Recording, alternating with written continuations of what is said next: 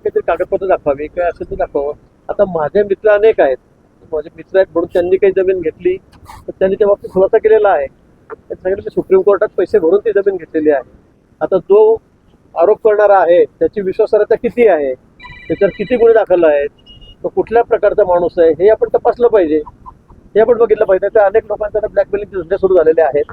त्यामुळे तशातलाच एक प्रकार आहे. असं माहिती घेतली असताना मी आपल्याला बातमी वाचल्यानंतर माझ्या लक्षात आलं ते मी माहिती घेतली, पण हा माणूसही कोण आहे हे आपण बघितलं पाहिजे. तिथं आजकाल कोणी ब्लॅकमेलिंगच्या नावाखाली कोणाला काय करतं, मागच्या त्यांच्यावर किती गुन्हे आहेत, तो काय काय करतो दररोज धंदे, हे आपण तपासलं पाहिजे. आणि माझं नाव त्याला जर वाटत असेल तर त्याचे कागदपत्र ह्याला दाखवावा की बाबा मी कुठे आहे इथे. तुम्ही 5 वर्षाला मी मागच्या वेळेला पालकमंत्री या जिल्ह्यावर आता पालकमंत्री नाही आहे मी, त्यावेळेस दाखवा मला एखादं की बाबा हे बघा तुम्ही 1 एकर घेतलं, अर्धा एकर घेतलं, 10 गुंठे घेतलं, 5 गुंठे घेतलं, तिथे फार्म हाऊस बांधलेला आहे, तिथे जमीन घेतलेली आहे. एक टाइम सुद्धा पाणी येत नाहीये, खूप मोठ्या प्रमाणात दिसतंय. निश्चित आज बैठक आहे या संदर्भामध्ये, म्हणजे कुंभमेळ्याच्या संदर्भात बैठक आहे. त्यात मी अधिकाऱ्यांना सगळ्यांना बोलवलेलं आहे. त्या संदर्भात मी माहिती घेतो की असं पाणी असताना लोकांच्या घरापर्यंत पाणी का जात नाही, नळाला पाणी का जात नाही. मला वाटतं की तांत्रिक अडचणी असतील काय, पण या संदर्भात निश्चित मी आज माहिती घेतो आणि सगळ्या दुरुस्त करण्याच्या सूचना देईल. नाशिकमध्ये हिंसाचाराची घटना घडली, ती महाविकास आघाडीच्या नेत्यांचा त्यामध्ये समावेश होता. गुन्हे दाखल झालेले आहेत, तपास केला जातोय, काही सराईत गुन्हेगार देखील त्यामध्ये आहेत पोलीसचे. निश्चित माननीय मुख्यमंत्री महोदयांनी पोलीस अधिकाऱ्यांना सर्वांना सूचना दिलेल्या आहेत की कुठेही गुन्हेगारी गुंडगिरी या ठिकाणी खपवून घेतली जाणार नाही. मला वाटतं नाशिकच नाही तर राज्यभरासाठी या सूचना आहेत.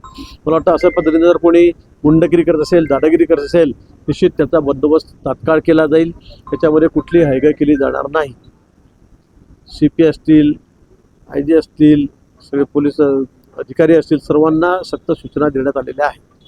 आपल्या जर नजरेमध्ये असे लोक असतील की जे अशा पद्धतीने जमीन बळकावण्याची कामं करतात, दादागिऱ्या करतात, खंडणी मागतात, निश्चित आम्हाला कळवा.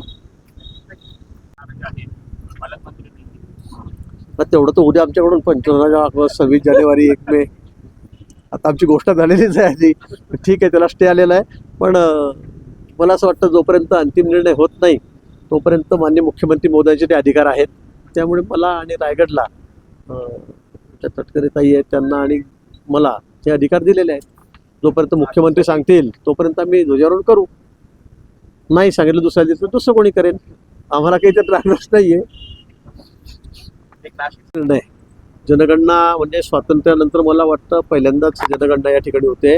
अनेक वेळेला मी निश्चित सांगेल काँग्रेसने फक्त घोषणा केल्या, फसव्या घोषणा केल्या, पण प्रत्यक्षामध्ये माननीय मोदींनी हा अतिशय सुखद असा निर्णय हा काल घेतलेला आहे, कालच्या कॅबिनेटमध्ये घेतलेला आहे.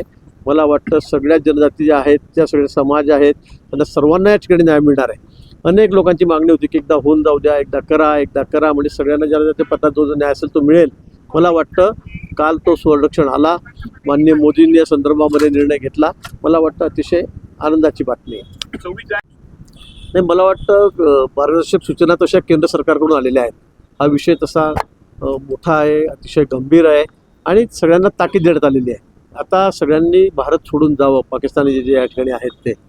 आता वैद्यकीय कारणासाठी आलेले अनेक लोक होते, लग्नहून आलेले आहेत, पण त्यामध्ये कुठेही हयगय केली जाणार नाही. जे इलिगल या ठिकाणी राहत आहेत, इलिगल म्हणण्यापेक्षा आता ज्यांचा व्हिसा जरी असेल तरी त्यांनी देश सोडून जावं अशा सूचना केंद्र सरकारच्या माध्यमातून, राज्य सरकारच्या माध्यमातून देण्यात आलेल्या आहेत. असे लोक हुडकून काढले जात आहेत आणि जे असे असतील त्यांना बाहेर काढलं जाईल, अन्यथा त्याच्यावर कठोर कारवाई होईल. या संदर्भामध्ये कुठेही कमी पडणार नाही. त्यामुळे कुंभमेळ्याच्या बाबतीमध्ये कामांना आता सुरुवात झालेली आहे. आताच परवा 2200 कोटी रुपयाचे टेंडरच्या ठिकाणी मला वाटतं आज 2-3 दिवसामध्ये फायनल होतील, कामांना सुरुवात होईल. घाट आहे आमचा, त्या ठिकाणी सुरुवात करायची, त्याचे टेंडर निघालेले आहेत. मला वाटतं सगळ्याचं काम प्रोसेसमध्ये आहे. अजून आपल्याकडे पर्याप्त वेळ आहे, 1.5-2 वर्ष आहेत. मला वाटतं ही सगळी कामं आम्ही वेळेमध्ये पूर्ण करू. कुठेही अपूर्ण राहिलेलं काम आहे, कुठे अडचण होते, कुठे काही कोणाच्या तक्रारी असं होणार नाही. तर ते साधुग्रामचं काम असेल, कुठे रस्त्यांची कामं असतील, कुठे घाट आहेत आपले त्याची कामं असतील, ही सगळी कामं, रिंग रोडच्या कामाला सुद्धा आता गती देण्यात आलेली आहे. त्याचे टेंडर लवकरच निघतं आहे. मला असं वाटतं की सगळ्याच कामांना तर आम्ही गती दिलेली आहे. वेळेमध्ये आपण ते निश्चित कुंभमेळ्याच्या पूर्वी ते पूर्ण करू.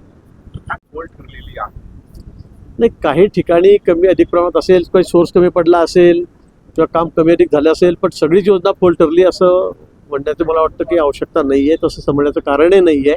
अनेक ठिकाणी योजना या सुरू झालेल्या आहेत, काही अंतिम टप्प्यामध्ये आहेत. मला वाटतं येणाऱ्या पुढच्या काळामध्ये काही रिवाईज एस्टिमेट मंजूर करण्याच्या संदर्भामध्ये काही अडचणी होत्या. काल परवाच माननीय मुख्यमंत्री महोदयांनी त्या संदर्भामध्ये निर्देश दिलेले आहेत. मला वाटतं या योजना पूर्ण करणं हे आमचं कर्तव्य आहे, शासनाचं काम आहे, ते आम्ही पूर्ण करू.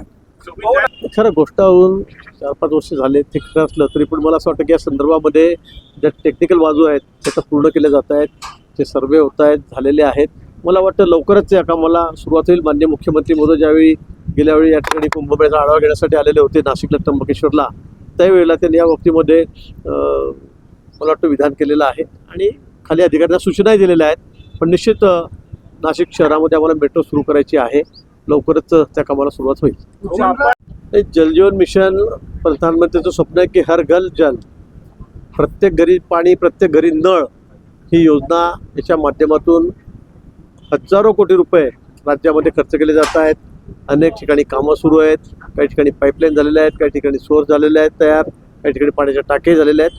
कमी अधिक प्रमाणामध्ये कामं सगळीकडे चालू आहेत, पण अजून पूर्णत्वाकडे नाही आहे, ही वस्तुस्थिती आहे.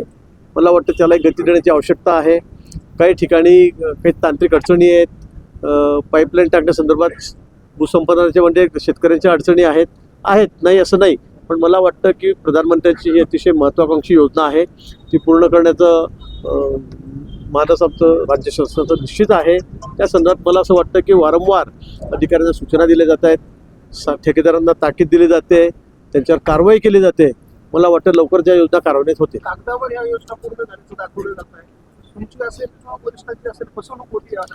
मला वाटतं अशी जर कुठे पर्टिक्युलर कुठे केस असेल किंवा तक्रार असेल की कागदपत्रे फक्त दाखवली आहे आणि बिल काढलेलं आहे, निश्चित त्याच्यावर अतिशय कठोर कारवाई केली जाईल, कडक कारवाई केली जाईल. आपलेच मंत्री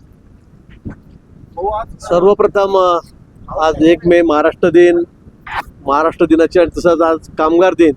त्या कामगार दिनाच्या निमित्ताने सर्वांना मनापासून खूप खूप शुभेच्छा देतो. बोला. जिल्ह्यामध्ये एकूणच पाण्याचा प्रश्न जसं तुम्ही सांगितलं, पाण्याचा प्रश्न गंभीर आहे. धरणात जरी पाणी उपलब्ध असलं तरी शहरामध्ये पाणी विस्कळीत झालेलं आहे.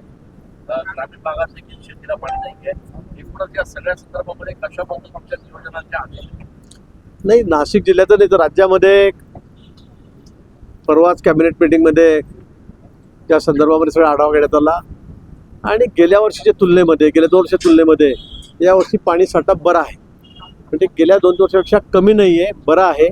नाशिक शहरामध्ये सुद्धा सध्या धरणांची परिस्थिती जेमतेम आहे, पण मला नाही वाटत एवढी काही टंचाई येईल. काही अंतर्गत डिस्ट्रीब्युशनमध्ये काही डिस्टर्ब झाला असेल तर त्यामुळे कुठे कमी जास्त झालं असेल, पण मला वाटतं आम्ही अतिशय काटकसरीने पाण्याचा वापर करून पाणी जूनपर्यंत आपण त्या ठिकाणी पुरवू.